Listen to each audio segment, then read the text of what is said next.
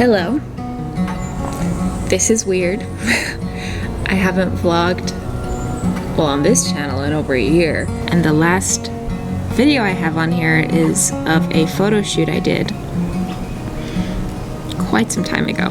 I feel like a completely different person to when that was shot. If you've never seen any of my videos before, my name is Esty, and I like to create videos. I've not been very consistent at it, but I've recently been inspired to pick up the camera again. I'm hoping to continue to do so. Today, I'm going to talk to you about my weight gain journey.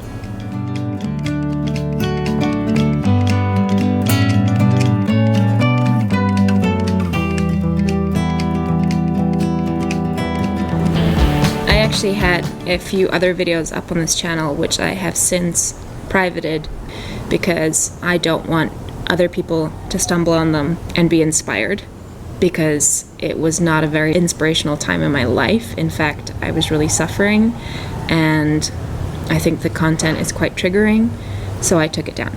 I was fully blown keto. I fell into what I like to call the keto trap. I was vegan when I went keto, and I tried to do vegan keto for quite some time, which is actually really dangerous in my opinion. I lost a lot of weight very quickly. As someone who had come from an eating disordered past, that kind of quick weight loss triggered me into a fully blown relapse and spiral. Keto is the most restricting way you could live, in my opinion. And unless you're an epileptic child who has been prescribed this diet, I don't think it's safe. I may get some hate for that. That's okay. This is my opinion, and keto literally ruined my life for almost 2 years.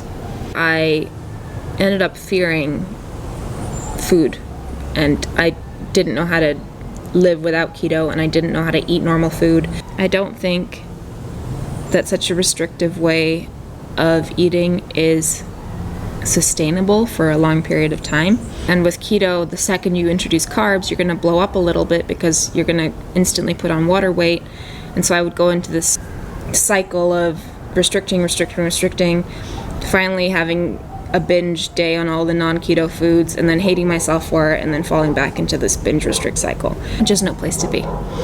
So the pandemic hit in March, and I was still very much in a negative mindset around food. And I feel like for people with eating disorders, people who struggle with mental health in general, the pandemic has been a very triggering time because you're in isolation, you have all this time with your thoughts, you have all this time with your demons, and all of that gets pushed to the forefront. It's magnified because, I mean, I've been out of work since March, so I had to face everything head on. So March through July, I was still struggling, still trying to adapt to this new way of life. I was a server before, so I would be walking, 20,000 plus steps in a shift, and I was just used to a very active lifestyle. I would go to the gym as well, so I was just, in general, my life was very active. So when March hit, it was a lot of being at home and solitary, and it was hard. But the fact that food was still such an issue for me made it even harder. And then fast forward to July, my husband and I came to visit some family in Puerto Rico, which we are now living in.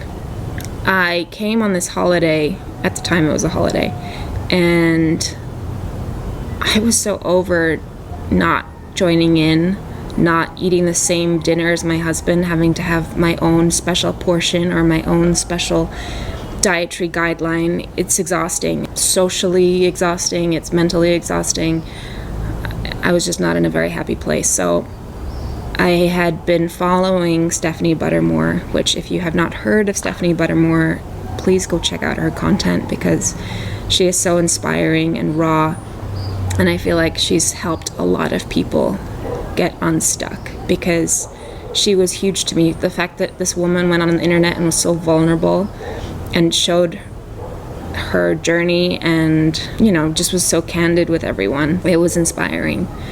So Stephanie went all in basically to fix her hunger cues.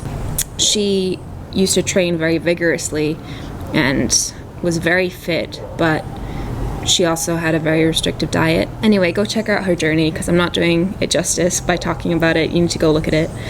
Anyway, she goes all in. Basically, she's gonna eat until she's full. She's not gonna have rules about what she can and cannot eat. It's scary as someone from a very restrictive past, but I knew that it was necessary because I knew I wanted to fix my metabolism because it has been so damaged over the years.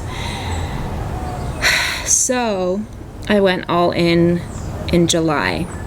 It feels like a lot longer because let me tell you, it is not easy. There have been some very low lows. There's been high highs too, but it's not been easy. And now living in a place where your outfit every day is like a bikini on the beach and you're just on full display, it's difficult. So I went all in July and I very, very quickly put on weight because my body all of a sudden was like, wow, food. We gotta hold on to this because she's gonna starve us again, so better like stock up for the winter because this isn't gonna last forever. So I have gained a lot of weight. None of my clothes fit. I literally wear the same 4 outfits on repeat right now. My husband was thrilled that I went all in. He was thrilled that I would randomly say, let's order a pizza or let's get some bagels today. Because for years we just didn't even eat the same thing. And he knew that if we did have a pizza night, it would probably lead to me purging it. What's been really difficult is meeting people or seeing old friends and then this fear that they're gonna judge me for what I look like now, which I know is stupid and they will love me no matter what. But it's hard when you've had this image of yourself for so long and suddenly you don't look like that at all. This has been the best time to do it though. I mean, we're in a pandemic and I have nothing but time, and allowing myself this time to truly heal is ultimately going to be the best decision I've ever made in my life. It's not easy. Especially in the beginning, I was so swollen. I just didn't recognize myself. My face was very swollen. My body was swollen. I was uncomfortable. It's not easy to see myself in photographs. Cameras are always around. iPhones are always around. And seeing myself in pictures is difficult at the moment. And I had a friend visit. My best friend was visiting a few weeks ago. And I'm so glad we have pictures and these memories, but I'm glad they're on her phone, because if they were on my phone, they would probably be deleted by now because it's so triggering for me to see.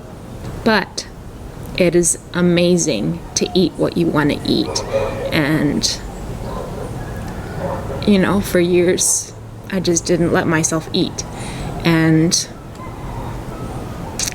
to wake up and say, oh, I want a bowl of cereal, or you know what, I'm still hungry, I'm gonna have some toast, or yeah, pizza for lunch sounds great, and carrot cake for a snack midday is awesome. Stupid little things.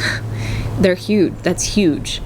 The weight gain is scary, but I actually do feel like my hunger is now kind of finding its base again. In the beginning, I was so hungry. I could eat and eat and eat and still want more. Previously triggering foods for me to have in the house, they can sit there and I forget they're there, which is amazing. Like I can have a box of cookies in the house and not have to eat the whole thing in one sitting, and then where it goes from there. I can have a cookie and then forget they're even in the cupboard. It sounds so simple, but it's huge. I still don't feel comfortable in my body. And I need to work on being more comfortable, because I can't just assume that my body is going to go back down to where I want it to be or where I thought was acceptable for it to be, because maybe that's not where it comfortably wants to sit. So working on accepting that. I have amazing supportive people in my life that are so for this, and that makes a world of difference, having people in your corner. And I wish that I would have had the strength to pick up the camera in July and start documenting this from the beginning, but I just wasn't there yet. And I feel like I'm finally at a place where I can pick up the camera and share what I'm going through. in the hopes that it will help someone else who is stuck in that cycle and thinks that there's no way out, because there is a way out, and it's uncomfortable and it's messy and it's not going to be easy, but it's so worth it. And what better time to do this than now? If 2020 has taught us anything, it's how valuable life is and how valuable experiences are, and not to take the everyday mundane for granted. So, yeah, this has been a journey, and it's going to continue to be a journey, and it's going to continue to have its high highs and low lows, but I am here for it, and I hope that I can help someone else start their journey, because you're not going to regret it. So, yeah, thank you for listening, and I hope some of my jumbled mess of thoughts were helpful. I will see you soon, because I think documenting this is going to be helpful. So, bye-bye for now.